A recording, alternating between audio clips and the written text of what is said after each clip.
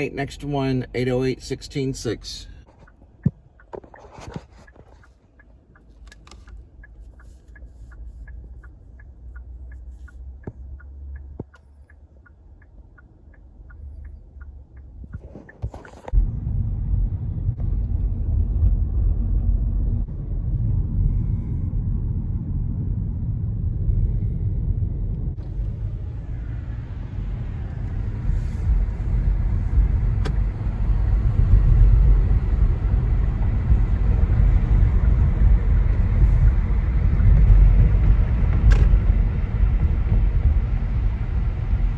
There's a log in Bobo Park.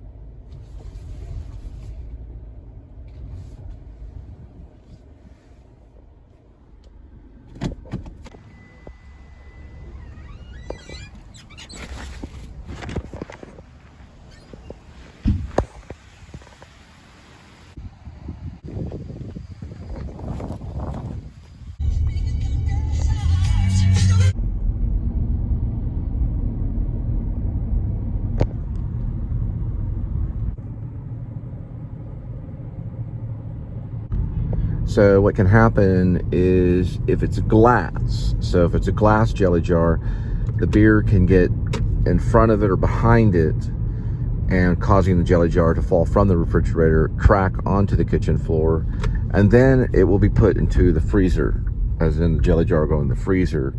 So when you attempt to clean the jelly jar, it was put in the freezer to save. So some of those glass bits can stay in the freezer and then be swept back onto the floor, causing a slight scratch or penetration scratch to the left blade part of the sole of the foot. That can happen. So even nowhere near similar, there was a spike placed through his feet into wood along with the hands and a spear to the side. And then the third day rose again.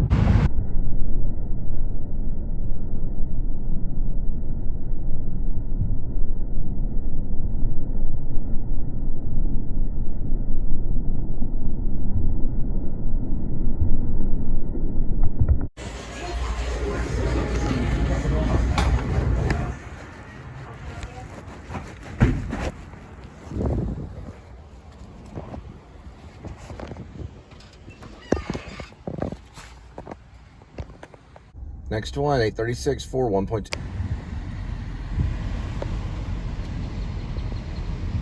Approaching a railroad crossing.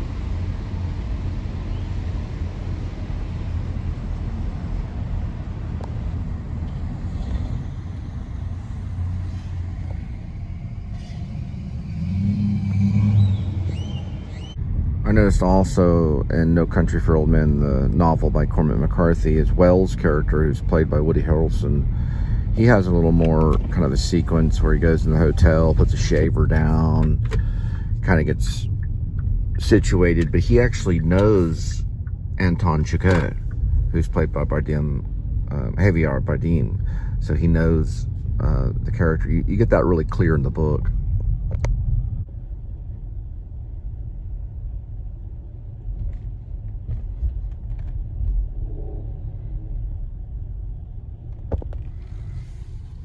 Leasing office.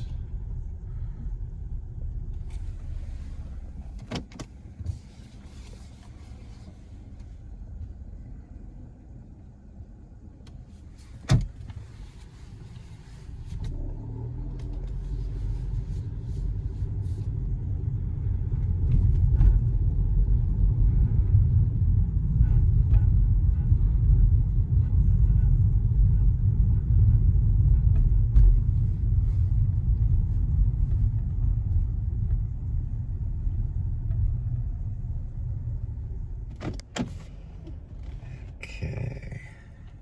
So Wells' character is the Woody Harrelson character in No Country for Old Men. I think he is hired to kind of try to reason with him, maybe.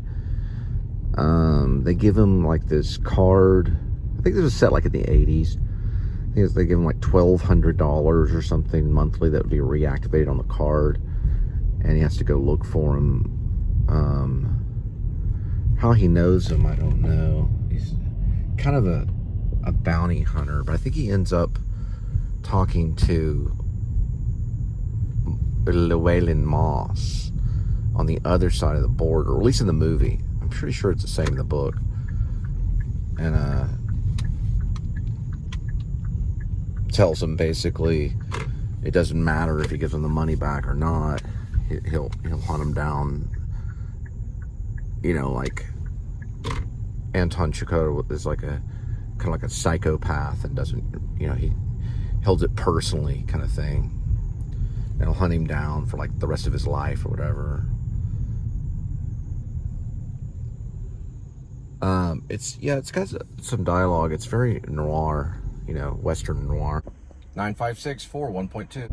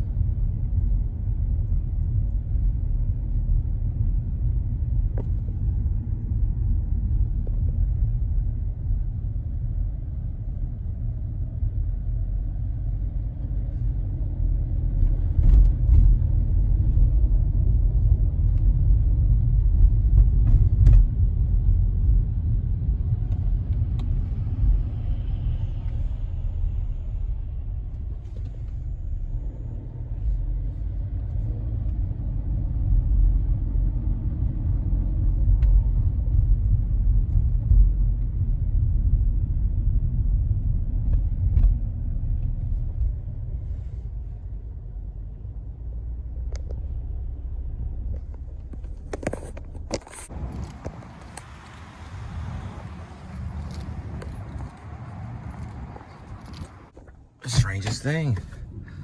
Someone ordered a pizza exactly at 10:15. But the only thing is, there's no really anyone in that building, which comes up as the address. But you know, a bunch of security people that didn't order a pizza. So I don't know. It's a mystery to me.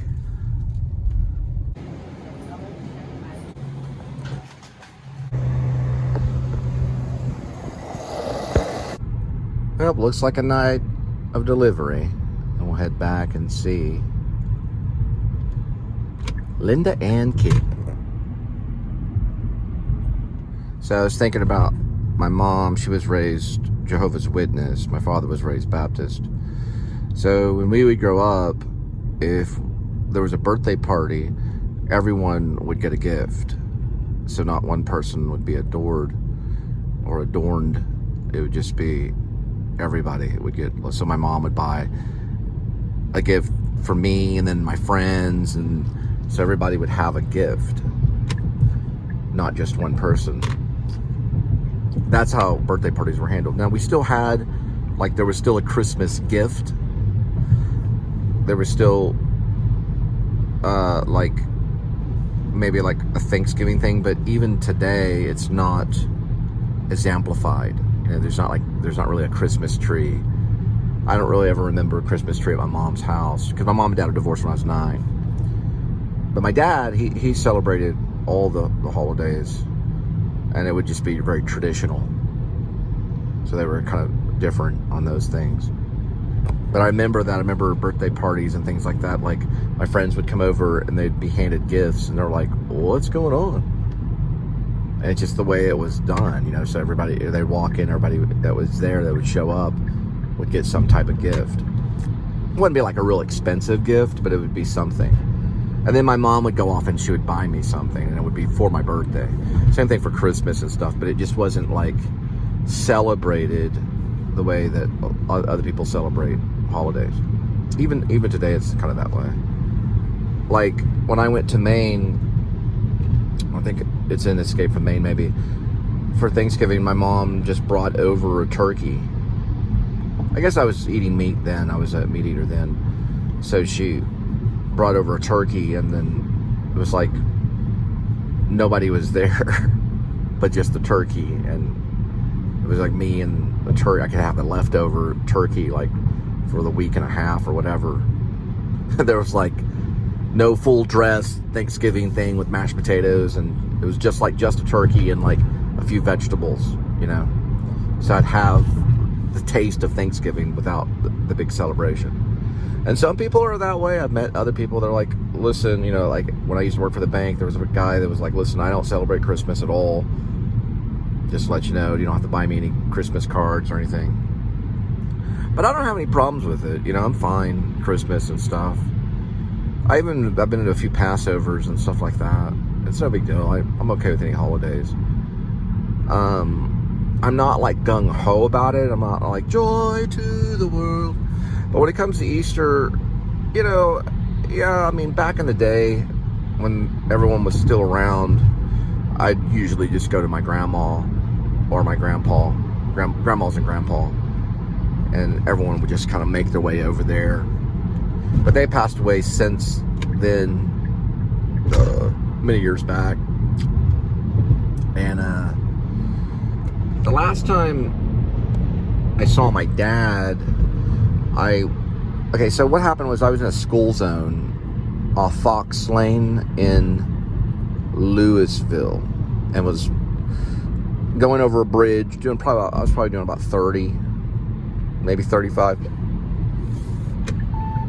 and had no clue I was in a school zone during like 3 o'clock. I was going to Chick-fil-A to pick up a Grubhub, and so I got the ticket. So what I did was like, wow, I didn't have like a lot of money back then. I was budgeting, and I was living at the mansions at Sunset Ridge, which were like almost $1,200 a month back then. That was like 2020, 2021. I don't remember exactly when I got the ticket, but maybe it was 2021. But anyway, I got it, and so I went online to see if you can fight a traffic ticket. And so I found this place in Arlington. I had an address. I never checked the address, and it turned out when I finally did check the physical address of this place that fought tickets, it was right next to the Improv, a comedian club, and there was no law office there at all. It was like there was a comic club right next to it, the Arlington Improv. Right next to it on the corner was where it was supposed to be, and there was no law office or anything. So they had sent me some mail saying that they got a hold of Louisville, and it was to be adjudicated and possibly dropped. And so I just waited and got other emails, and they never told me to go in and make a payment. They didn't tell me to go in and, you know, to the judge or whatever. They didn't tell me any of that stuff. So I just figured, okay, it got adjudicated, which it did. Louisville told me that. but it went overboard, and so it got in the red light, and in Keller I got pulled over, and he told me about it, and he brought me in. I didn't even know. And I had to spend, I think, like 17 or 18 hours in jail, and was bailed out by an anonymous person. I'm not supposed to talk about who bailed me out. It was funny because I had theories on who it was anyway. But I got bailed out, and they were going to transfer me to Louisville, and I was bailed out, like, I think that night, late in the night, and that means basically just the ticket was paid for. So I went back to Louisville, like, the next day. But anyway, when I got bailed out, my dad had picked me up with my stepmom. Anyway, and then I went back to Louisville, and they said it still wasn't paid, so I paid it again, and finally I overpaid it. So I had overpaid it, and then they sent me a check, so it was crazy. Anyway, that was the last time I saw my dad. He had picked me up.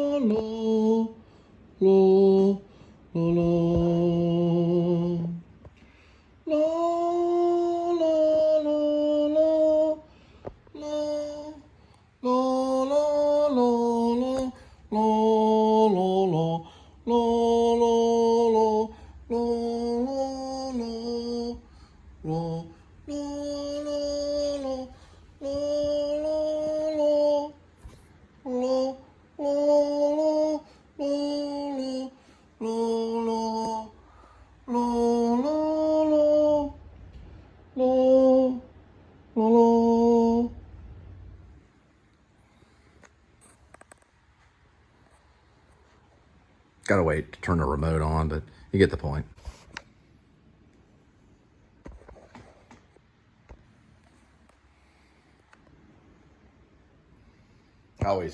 I like the TV on for the first bite.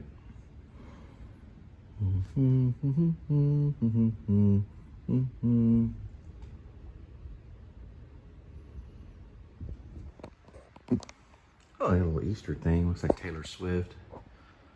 I was watching Twilight Zone earlier today. A message or something. Got like advertisement on these remotes. All this advertisement will come up and stuff, and you got to press the remote button again. There we go.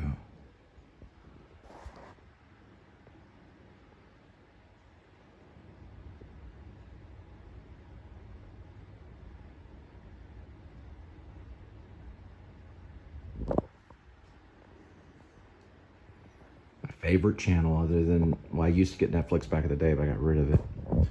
Let's see what's on. Got March, German in Venice. I'll probably maybe watch some of that. Maybe they're taking some time off on the news. What I did with Adam and Jordan is I was watching too much of them. There's Tampa But J. So I put them on non-request only.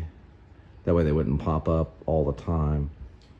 It's kind of a fair game, so. But when I go here, you can see Adam's at the top of the news, and Jordan's right here. I haven't watched Jordan in a while. I watch him sporadically. The Grave of Joseph Cotton. He does a lot of bizarre House and Grave of Ching Ing Bunker. I think I heard something about that. He does a lot of oddity, kind of, sometimes wrestling stuff. Let me go back to that. So those two, I asked him not to recommend. You can't really block people, because I wanted to take some time away from them a little bit, because I was watching too much, and they thought I was trying to imitate them, kind of, you know. It's like, I don't go to locations really, so it was like kind of the stupid, I need to find my own thing. Okay, so he's taken, yeah, he's got the stash. And when it does the Daily Woo, it usually will also do the Troll Patrol, which sometimes I watch that, and it's got Jacob the Carpetbagger in it. They kind of make fun of him. It's called the Daily Dump. And then that's him with his mustache, Good Friday downtown. I did watch that. I did like it. I thought it was a good one. Let me double check, because sometimes, going back here, yeah, so that was the most recent, 15 hours ago. It shows Jesus and all this stuff. I might watch this one. I haven't watched it a day ago, since I'm skipping the news right now.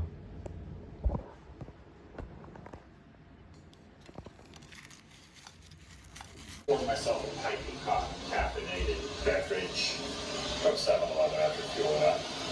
I don't drink a lot of coffee for some reason. Coffee fuel as well. I like coffee, but I'm more kind of like a soda. I do like I'll drink coffee occasionally. 2024. Do not be fooled. I am not in disguise. Changed into a full-on mustache to kick off. And I'm probably going to keep it for a while. I don't know how long, but it's here today and probably will be for a little while. A little Trying mustache. something new. I had a mustache a month ago for one day, but this one's going to last most likely a little longer. Today is the opening day of baseball, and I figured, what better way to signify the kickoff of the MLB season by a sweet stash. Shut up! Nobody fucking cares! Getting ready to take the 86 mile commute, give or take, over to Tropicana Field, where the Rays, the team I root for, are going up against the Toronto Blue Jays. I'm inviting you to join me. Oh yeah. Shall I? Have that happening. Sometimes you can tell us they wait for a home opener. Sometimes it's so. I'm thinking it's nice. Sweetie, I have a question for you. Yes. Do you want that other slice of pizza? No. Okay. No! Okay, happy Easter coming up tomorrow. Yes. It's gonna get one day off other than like about Christmas time.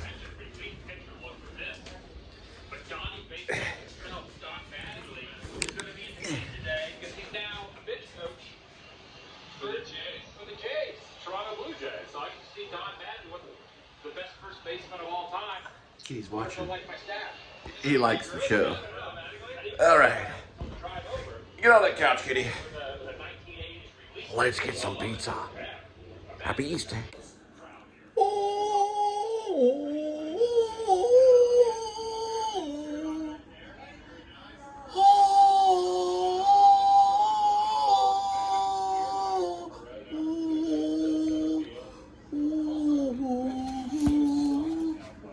Probably just one more slice since I've had, I think only, oh yeah, I've only had one slice. Okay, never mind.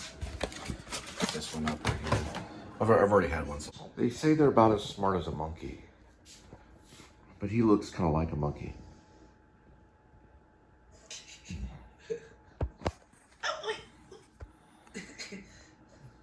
Lick your paw.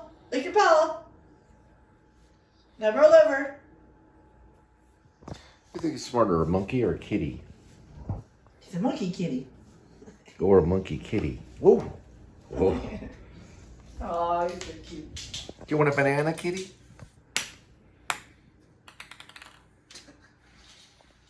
They can be trained as smart as dogs. You can train them. the smartest dogs. Cats They're- are smarter than dogs. Yeah, they could be trained just like a service dog. They train more from sound.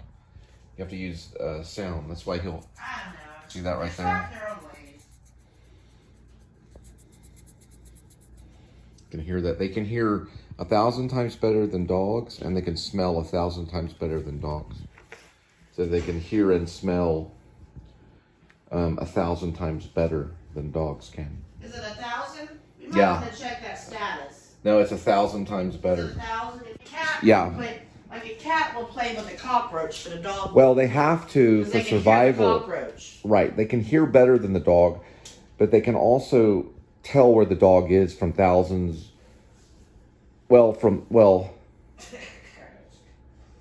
Thousands of meters, or I guess you could say from miles away. They can hear them and smell. They can get away from them. Well, 1 mile is 5,200 and what, 80 meters? They can sense the dog from. They can sense them from like a half a mile away or something like that. They can smell them. They can smell the dog, but they can hear them coming. They have really good hearing, and their senses. They have like a sixth sense. They're very good creatures.